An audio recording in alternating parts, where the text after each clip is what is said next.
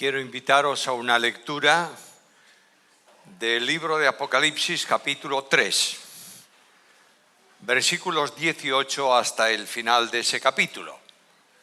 Ahí está lo que se llama la carta del Señor a la iglesia en Tiatira.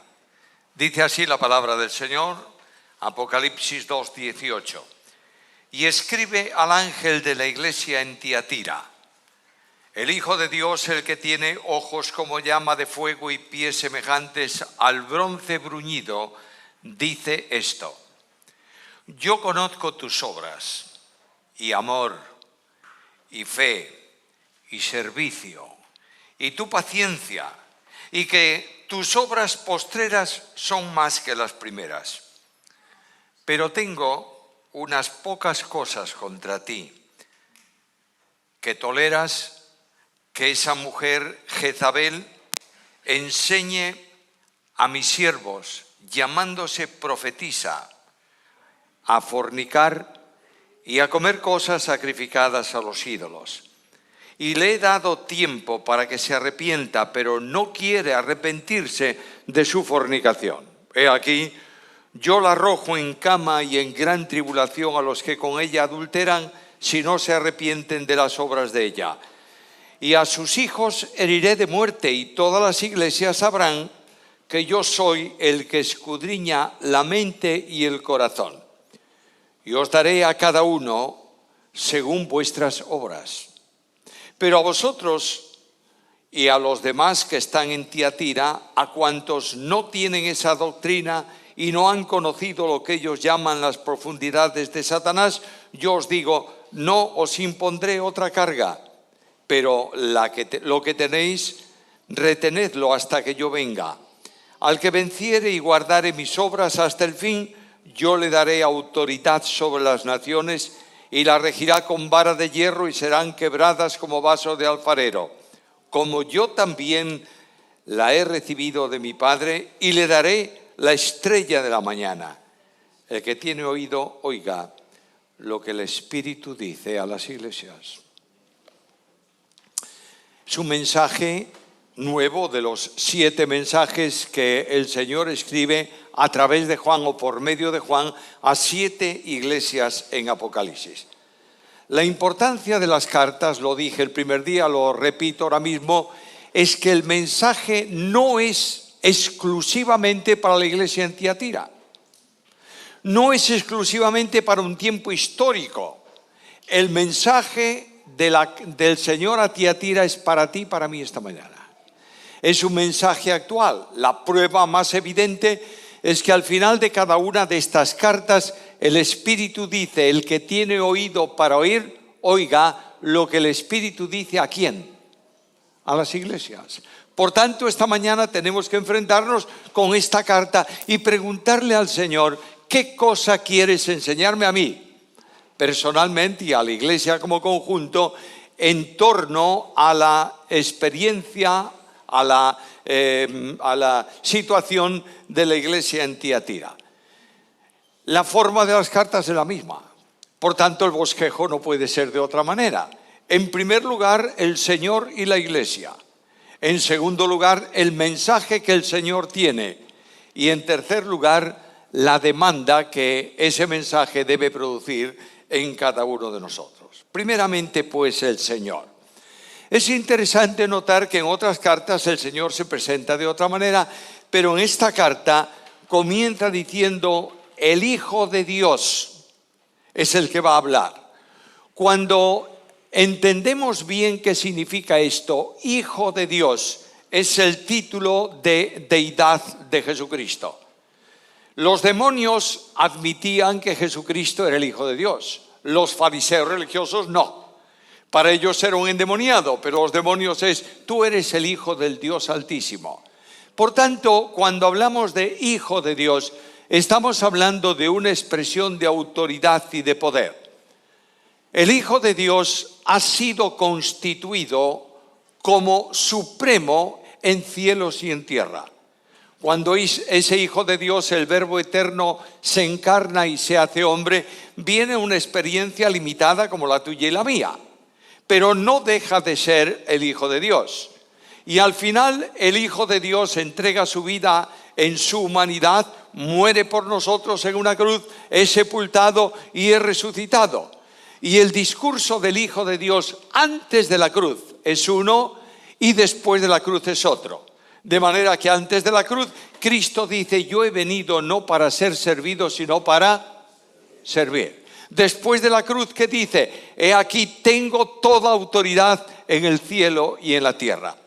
Cuando leo esa expresión o esa enseñanza en pluma del apóstol Pablo, escucho estas palabras en Filipenses capítulo 2, versículos 8 en adelante: por lo cual le dio el nombre que es sobre todo nombre, para que en el nombre de Jesús se doble toda rodilla de los que están en el cielo y en la tierra y debajo de la tierra, y toda lengua confiese que Jesús es el Señor, para la gloria del Padre. Lo primero que yo tengo que entender esta mañana es que escribe a la iglesia ¿quién? El Señor. La iglesia no es tuya ni es mía. La iglesia no es asunto humano. La iglesia es del Señor. Nosotros podemos participar, y qué bendición es esta, y el Señor puede usarnos para edificar su pueblo, ¿verdad? Pero quien lo edifica es Él. Jesucristo dice: yo, solo yo, edificaré mi iglesia. ¿Lo entendemos? Por tanto, quien escribe a la iglesia es el Señor, y la iglesia tiene que prestar solemne atención a sus palabras. Bueno, Juan tiene autoridad apostólica, ¿verdad? ¿Es un apóstol de Cristo o no? Pero no es Juan quien dice esto. Lo está diciendo el Señor. De manera que la iglesia tiene que escuchar esta mañana la palabra del soberano, del Rey de Reyes y del Señor de Señores, el soberano y glorioso Dios, el Señor de la iglesia, y como tal, las apreciaciones que va a decir aquí Él son verdaderas. ¿Sabes por qué? Porque Él dijo: yo soy el camino, la verdad y la vida. No hay palabra errónea en Cristo. No hay apreciación que no sea correcta. No hay profundidad que Él no entienda. No hay nada que se le oculte. Y este Hijo de Dios escribe a la iglesia, a ti y a mí hoy. Segundo, los ojos de este que escribe son como llama de fuego. Así se reveló en el capítulo 1. ¿Leísteis Apocalipsis últimamente? Bueno, es un libro tan complicado, que mejor es que alguien lo explique de alguna manera, y hay 200 expositores con 200 ideas sobre Apocalipsis. ¿Cuál es la verdadera? Lo que quiero decirte es que la revelación de Cristo en el capítulo 1 es justamente lo que dice en el 2. Mira, por favor, capítulo 1, versículo 14. Su cabeza y sus cabellos eran blancos como blanca lana, como nieve, y sus ojos como llama de fuego. De manera que aquí está presentándose de esta misma manera. Cuando se habla de ojos como llama de fuego, se está diciendo que es el único que tiene capacidad para entrar en la oscuridad. Es decir, en la intimidad de la persona. Todos nosotros tenemos reservadas cosas en nuestro corazón, ¿sí o no? Yo hay cosas que tengo guardadas que mi esposa no sabe. Bueno, tengo poquitas, no te enfades sobre eso. Y yo sé que ella tiene cosas guardadas que yo no sé. ¿Es así o no? Todos tenemos un secretito ahí dentro. ¿Sabes quién es el único que conoce ese secreto? El Señor. No está mirándote con unos ojos cualquiera, mira con ojos como llama de fuego. El único que puede juzgar es el Señor. ¿Entiendes esto? Quiero repetirlo. Cuando tú juzgas a un hermano, estás usurpando lo que es único de Jesús. La Biblia enseña algo muy sencillo. El Padre ya no juzga a nadie, porque todo poder de juicio lo ha dado ¿a quién? Al Hijo. Y es el Hijo el que puede juzgar las intenciones, cosas que tú no puedes juzgar porque no las conoces. De manera que el Señor con los ojos penetrantes mira esta mañana a esta congregación y sabe lo que eres tú y sabe lo que soy yo. Cuando voy a esto me impresiona y me impacta por la enorme cantidad de veces que yo he juzgado a mis hermanos. Me arrepiento solemnemente delante del Señor. La Biblia me pregunta hoy, ¿quién eres tú para juzgar al criado ajeno? Para su propio Señor está en pie o cae, pero estará firme, porque poderoso es el Señor para hacerle estar firme. ¿Tú entiendes este versículo bien o no? No creas que tu hermano tiene un problema y está caído y tú estás derecho. El Señor va a hacerlo estar a él también en pie firme como tú. Por tanto, el Señor pregunta por medio de Pablo, Romanos 14:4, ¿quién eres tú para juzgar? Demasiado juicio y poca gracia se manifiesta muchas veces en la iglesia de Dios. Hay algo más. El que juzga al hermano se olvida de una solemne advertencia bíblica. Pero tú, ¿por qué juzgas a tu hermano? O también, ¿por qué menosprecias a tu hermano? Juicio y menosprecio van siempre ligados. ¿Por qué menosprecias a tu hermano? Porque todos compareceremos ¿a dónde? Ante el tribunal de Cristo. Romanos capítulo 14, versículo 10. Los ojos del Señor como llama de fuego debiera causarnos esta mañana un temor reverente. Leía este pasaje esta semana, lo leí varias veces. Ayer por la tarde estaba leyendo este pasaje también y me doy cuenta que el reto de Cristo impacta mi vida. Y el Señor me está preguntando, ¿qué piensas tú de tu hermano? ¿Cómo piensas de él?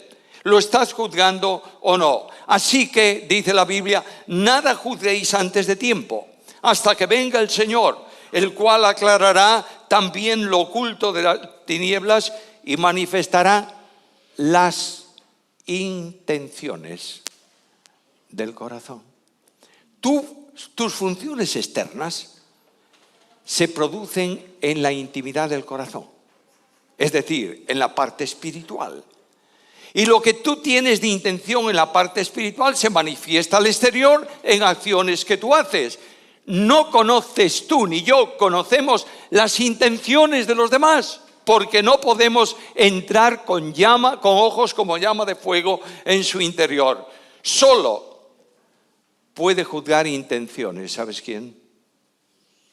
El Señor. ¿Lo entiendes o no? Es un desafío impresionante. Es tan fácil juzgar. Recuerdo perfectamente que hace un tiempo, mi querido hermano, mi hermano espiritual y mi hermano carnal, éramos pequeños, relativamente pequeños, y mi hermano me estropeó un juguete de madera que yo tenía. Bueno, yo le estropeé muchas más cosas a él. Y yo agarré el juguete y fui a mi padre. Y le dije, mira, me lo rompió. Y mi padre dijo, ¿y por qué lo hizo?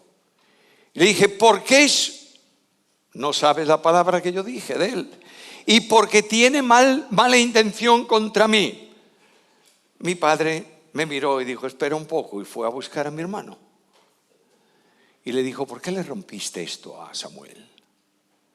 Él dijo, papi, lo siento mucho. Tiré de él y se rompió. Yo había juzgado la intención con que lo hizo. ¿Entiendes? Él descubrió que no era así. Hermanos míos, yo quiero pediros en el nombre del Señor solemnemente que cierres tu capricho de juzgar a otros. Porque el único que tiene autoridad de juicio es el Hijo de Dios. ¿Lo comprendes?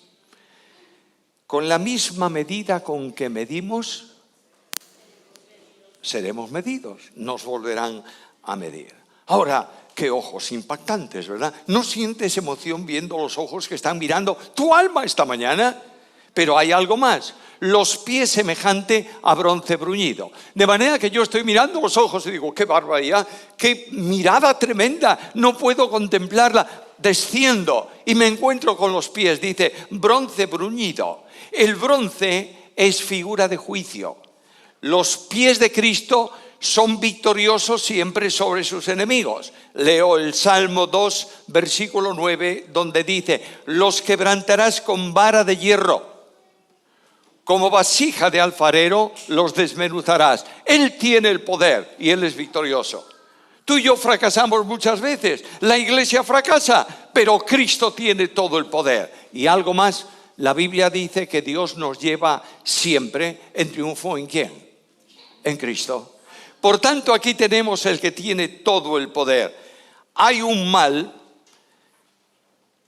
que no se resuelve luchando contra quienes aparentemente lo producen.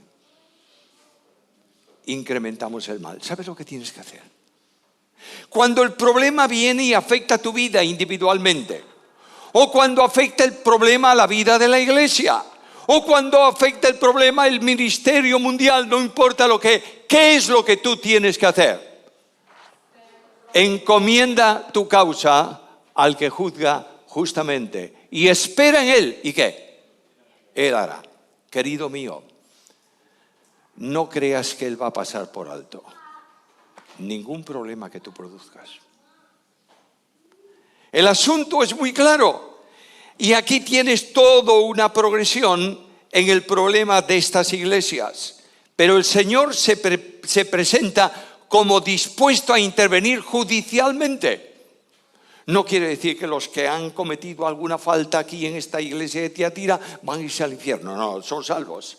Pero el Señor no va a permitir que la maldad, el problema, permanezca dentro de su iglesia y va a intervenir. ¿Lo hizo en Corinto o no? Naturalmente, algunos debilitados, otros enfermos y otros muertos. El apóstol Juan habla de pecado que lleva a muerte.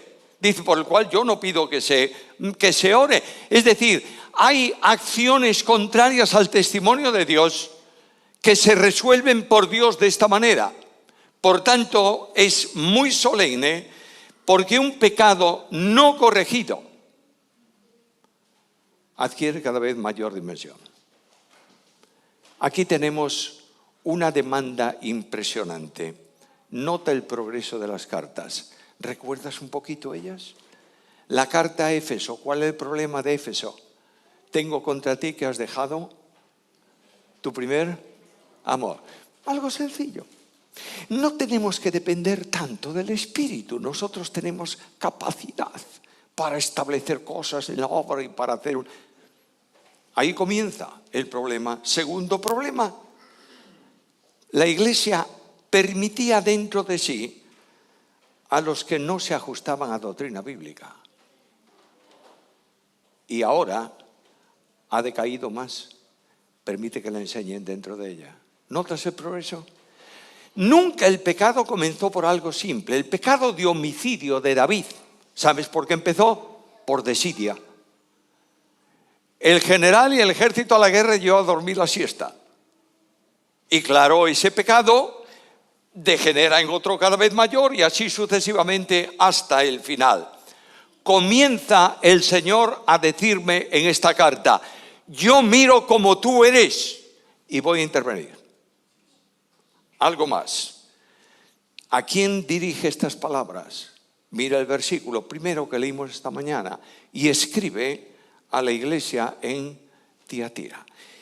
Tiatira era una ciudad más bien pequeña del Asia Menor. No era como las grandes capitales que mencionamos, que se mencionan en la Escritura. No era una capital de la dimensión de un Corinto, de un Atenas, o tal vez esto está en otra parte, pero no eran ciudades impresionantes del mundo. Es más bien una ciudad pequeña, pero era una ciudad marcadamente religiosa, atea y por tanto idólatra. Entre los muchos templos que tenía la ciudad, tenía también una mujer que se llamaba la adivina Sambata. Ella decía que recibía revelación de Dios y todo el mundo atendía a lo que ella decía. Y tenía un montón de seguidores, y esta adivina era una mujer que proclamaba lo que se puede llamar aquí, lo que llaman aquí las profundidades de Satanás. Es decir, cuestiones pecaminosas como algo lícito y algo bueno. Esta iglesia, en un mundo pecaminoso, tiene virtudes. Qué bueno es el Señor. Yo solamente señalaría los defectos de la iglesia, pero el Señor habla de virtudes en ella. Y lo primero que dice es: yo sé tus obras, conozco tus obras. Sé cómo actúas, mis ojos son llama de fuego y sé de dónde nace todo esto. Por tanto, yo sé que tú practicas el amor. Hermanos míos amados, el distintivo de una iglesia no es la doctrina, es el amor.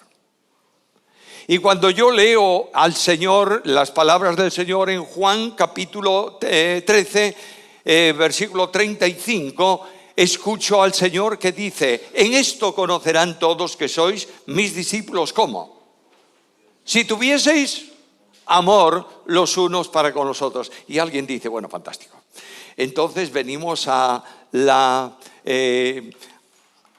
expresión íntima, sentimental que muchas iglesias tienen hoy. Con tal de que sintamos el amor, ya podemos hacer lo que nos dé la gana. ¿Crees que eso es así? Jesús dice: si me amáis, guardad mis. ¿Te das cuenta que el amor es el núcleo en donde depende todo lo que tiene el desarrollo de la iglesia? De manera que esa iglesia estaba funcionando en amor. Las obras cristianas que no son impulsadas por el amor no son obras cristianas. Vuelvo a repetirlo. Tú puedes ser el mejor predicador de la tierra, puedes ser el teólogo más experimentado, puedes ser no sé lo qué, me da lo mismo, cualquier don que el Espíritu regale a la persona, puede ser todo eso y mucho más. Si no tienes amor, tu ministerio es estéril. Quiero decirte algo más. Si no eres impulsado por el amor, dice Pablo que es como metal que resuena, címbalo que retiñe. Aquí tienes la jaula de león. Y dentro de ella una batería.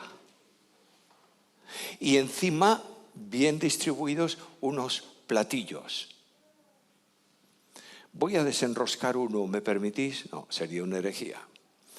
Cuando está el batería tocando, puede ser que a veces le golpee demasiado, pero bueno, pero está tocando y de pronto levanta la baqueta y pega en el platillo y suena fantástico, ¿o no? Ahora yo lo desenrosco y lo tiro aquí al suelo. ¿Y suena bien? No, es desagradable. ¿Sabes lo que dice la Biblia? Cuando tú tienes un ministerio, no importa el que sea, y lo haces sin amor, eres ruido que molesta a Dios y molesta a la iglesia. Basta de espectáculos. Basta de dimensiones humanas en la iglesia. Solo cuando estás viviendo en el poder del Espíritu y el amor de Dios inunda tu alma, tu ministerio es válido, porque el amor de Cristo nos constriñe. Pensando esto, que si uno murió por todos, luego todos murieron y por todos murió, para que los que viven no vivan para sí, sino para aquel que murió y resucitó por ello. ¿Lo entiendes o no? ¿Entiendes la distancia tan grande que está la iglesia en general de esto? ¿Te das cuenta que la iglesia tiene prácticas, propósitos, objetivos, no sé cuántas cosas más? Todo cuanto la iglesia tenga carente de amor no vale para nada, porque no está funcionando conforme a la voluntad de Dios. ¿Algo más? Quiero decirte algo muy serio antes de dejar ese punto y voy a reducir. Nadie piense que como tengo tanto por delante voy a pasarme de la hora, no voy a ajustarme. ¿Cómo sabes que has nacido de nuevo? Bueno, porque en el año, hace 5 años, un domingo por la mañana, pidieron que los que sintieran necesidad de Cristo levantaran su mano y yo levanté la mía. Tú puedes levantar las dos y los pies e irte al infierno. No son cuestiones personales. ¿Quieres saber si eres salvo? Escucha la Biblia. Primera carta de Juan 3:10. El que no ama a su hermano no es de Dios. ¿Quieres otro? Primera de Juan 3:14. El que no ama a su hermano permanece en muerte. ¿Quieres otro? Primera de Juan 4:20.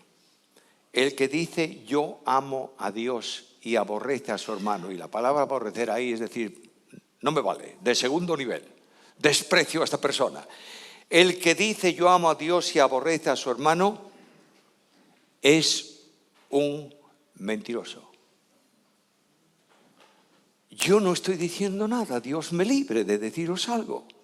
Una de mis dependencias en el ministerio de la predicación es la palabra. Dios me libre de decir algo que no esté en la palabra.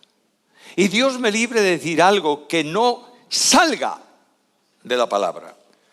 Las obras de amor pueden ser ocasionales y pueden ser emotivas, pero solo son continuas si se hacen en el amor de Cristo. ¿Me entiendes esto? Segundo lugar, dice Cristo, conozco tu amor y conozco tu fe. Bueno, fe es un término tan extenso. La fe comienza en el origen, la fe se da al hombre no creyente para que crea.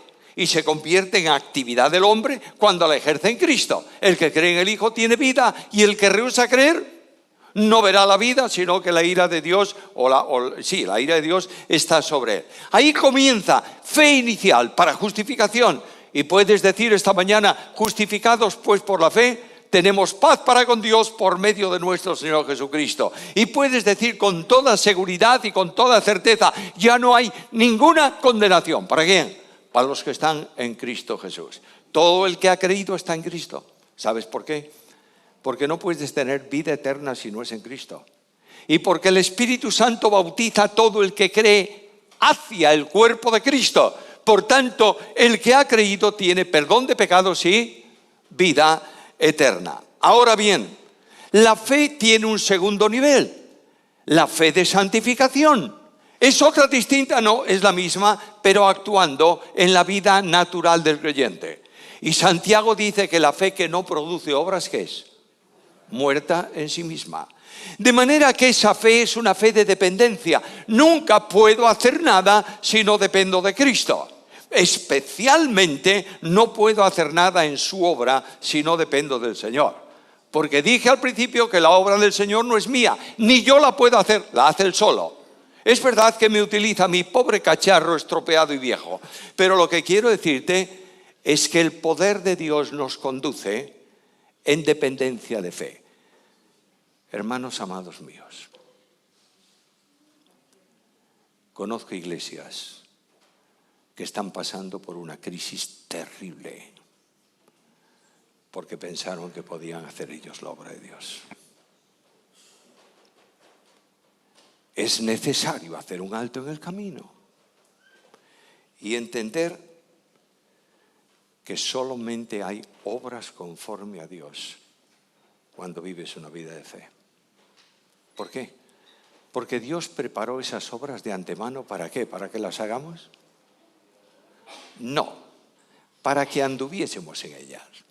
El único que hizo obras, dice Pedro, anduvo haciendo bienes. ¿Quién fue? Cristo. Luego, todo cuanto Cristo hizo, tú puedes hacerlo en la medida en que vivas a Cristo. ¿Me estás siguiendo o no?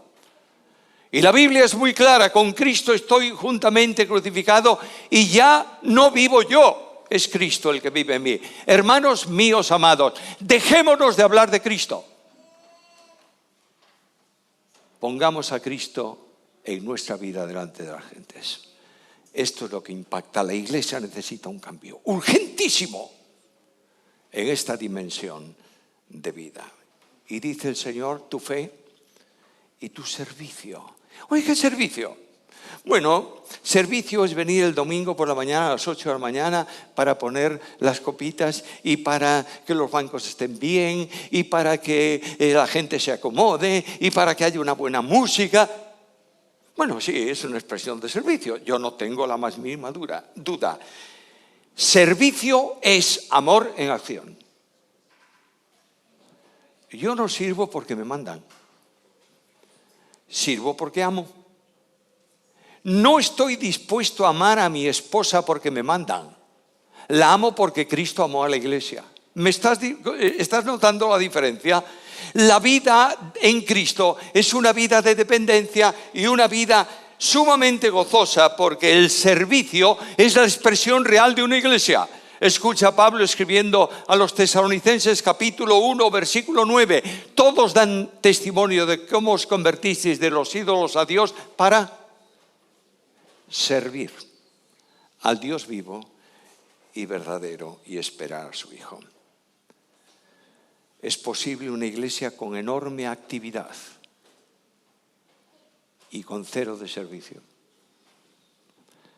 La actividad se convierte en activismo y eso es pecado. La iglesia necesita estar en servicio, que es amor en humildad. Escucha lo que dice la Biblia, Gálatas 5:13. Servíos unos a otros, ¿por qué? Por amor. ¿Qué dijo Jesús? Yo estoy entre vosotros como el que sirve. ¿Estás viviendo a Cristo o no? Basta de grandes en la iglesia. Basta de autosuficientes en la iglesia. Gente humilde que levanta sus manos vacías y dice, Señor, llénalos con tu poder. Solo así funciona una iglesia. El gran expositor y erudito Campbell Morgan dijo un día en un sermón estas palabras que tengo copiadas aquí. Mucha actividad sin amor no es servicio, es vanagloria. Hacer lo que nos gusta no es servicio, es vanidad. Estar dispuestos a dar un banquete pero negar un vaso de agua fría no es servicio, es soberbia. Ahí tienes lo que la iglesia necesita reaccionar hoy. Dios nos ha llamado para decirnos, aparte de esto, tienes que tener paciencia, Señor. Me vas a llevar al cielo y yo no termino de aprender la lección de la paciencia. Bueno, soy un poco más paciente hoy, pero realmente cuando yo estoy un tanto estresado, contesto seco, gruño por todo, a veces me cierro en el despacho y no quiero saber de nadie. Y cuando Susana viene y dice, oye, mira que quedaste de llamar a fulano, ¡ya está bien! La paciencia aquí no es un corazón amplio, que es uno de los términos de paciencia. Aquí es la capacidad de aguantar. Yo te ruego que mires a tu alrededor. ¿Ves? 1, 2, 3, 4 columnas por un lado y 4 por el otro, ¿verdad? ¿Tú sabes cómo son esas columnas? Calladitas. No protestan por nada. Segundo, están siempre ahí. No andan danzando de un lado para otro. Y tercero, aguantan siempre. Ahí tienes el texto. La necesidad de aguantar las cargas de otros, no de golpear a los demás. ¿Me estás siguiendo? Ponerte debajo y llevar la carga de tu hermano a la presencia de Dios en oración, intercediendo por él. ¿Lo estás haciendo o no? Paciencia es cantar aquel antiguo himno, fantástico en música y en letra. No viejo. Lo viejo tíralo por la ventana. Lo antiguo gana en años, con actualidad. Y dice, de paz inundada mi senda ya esté. o cúbrala un mar de inquietud. Cualquiera que sea el camino, diré, estoy bien con mi Dios. ¿Lo puedes decir esta mañana? Voy a terminar. Autorízame hoy a que me extienda 3 minutos, ¿me concedes? Y si no lo voy a hacer, es igual. ¿Cuál es el mensaje que Cristo tiene para esta iglesia? Le dice, tienes un problema no fuera de la iglesia, dentro de la iglesia. Hay alguien, no importa quién sea, si empezamos a discutir quién es esta mujer y este hombre, terminaremos locos aquí esta mañana. Lo que me interesa es el problema. Hay alguien que está enseñando doctrina falsa dentro de la iglesia. Y lo está haciendo de tal manera que dice el texto bíblico que esta persona está enseñando y seduciendo. ¿Sabes quién enseñó y sedujo? Satanás. De manera que lo que está haciendo es enseñando lo que no es correcto. Y lo que no es correcto aquí en este caso es basta de santidad. No hace falta ser santo. Porque al fin y al cabo Cristo llevó todos mis pecados y ha perdonado todos mis pecados. Por tanto, ¿qué más da uno más o uno menos? Segunda enseñanza falsa que esta persona tiene. Enseña con autoridad. Y dice que es una profetisa, no importa lo que sea esto. No hay autoridad ninguna fuera de la Biblia. Lo repito. En la iglesia de Cristo no existen autoridades humanas. Solo hay 3 divinas. Cristo, cabeza y fundamento de la iglesia. La palabra, única norma de fe y doctrina. Y el Espíritu Santo, vicario de Cristo en la tierra. ¿Lo entiendes? Los líderes en la iglesia, no importa cuál sea, más arriba, más abajo, me da lo mismo. Ejercen autoridad cuando ejercen la autoridad de la Biblia, pero ninguno de ellos es autoridad. ¿Me está siguiendo o no? Por tanto, lo que está diciendo aquí a la iglesia es, ten mucho cuidado porque toleras. Esta palabra clave. Estás tolerando que se haga eso dentro de ti. Y yo voy a venir y voy a intervenir. Y todos aquellos que no estén en esta línea, que sigan fieles a la palabra de Dios, yo les voy a dar la estrella de la mañana. ¿Sabes quién es la estrella de la mañana? Jesucristo. Voy a abrir una comunión especial con el Señor, para que puedas disfrutar y descansar en Él, para que puedas sentirlo en tu vida, en tu experiencia personal, para que escuches su voz en la palabra. Yo te la doy con tal de que te ajustes 100% ¿a qué? A mi palabra. Hermanos amados míos, puedo decir una palabra muy coloquial. Dios me ha permitido por muchos años y ahora con más intensidad tal vez un ministerio en muchos países del mundo. Déjame decir con toda confianza, estoy asustado de lo que está ocurriendo con la iglesia de Cristo hoy en día. Los matrimonios en casa necesitamos Biblia, no técnicas matrimoniales. Nuestros hijos necesitan Biblia. La juventud de la iglesia no necesita cuestiones genéricas, haz esto o aquello, lo demás. Necesitan Biblia. No pretendas que haya santidad en la iglesia si no hay Biblia. ¿Me sigues? Porque ¿con qué limpiará el joven su camino? Con guardar tu palabra. En tu palabra he meditado para no pecar contra ti. Hermanos amados míos, en el nombre del Señor, basta de historias. Asentemos la Biblia en la vida del creyente y descansemos en el poder de Dios para seguir adelante en una iglesia victoriosa. Dios te trajo esta mañana y te hace una pregunta y con ella termino. El que tiene oído para oír, oiga. ¿Has oído algo de Jesús esta mañana? ¿Has oído esta mañana que Cristo quiere que tú tomes ahora una decisión personal y que digas a Cristo: Señor mío, ayúdame, quiero cambiar? Cambiar de orientación, cambiar de pensamiento, cambiar de forma, cambiar de sentido. Si has oído la voz de Jesús, yo quiero que ahí donde tú estás, sin ningún tipo de manifestación, digas al Señor: cuenta conmigo, Señor. Y comiences hoy una andadura nueva, siguiendo las demandas del Maestro. Padre querido, Dios de toda gracia, elevamos nuestro corazón a ti al final de este tiempo y te pedimos, Señor, perdón por nuestras faltas personales.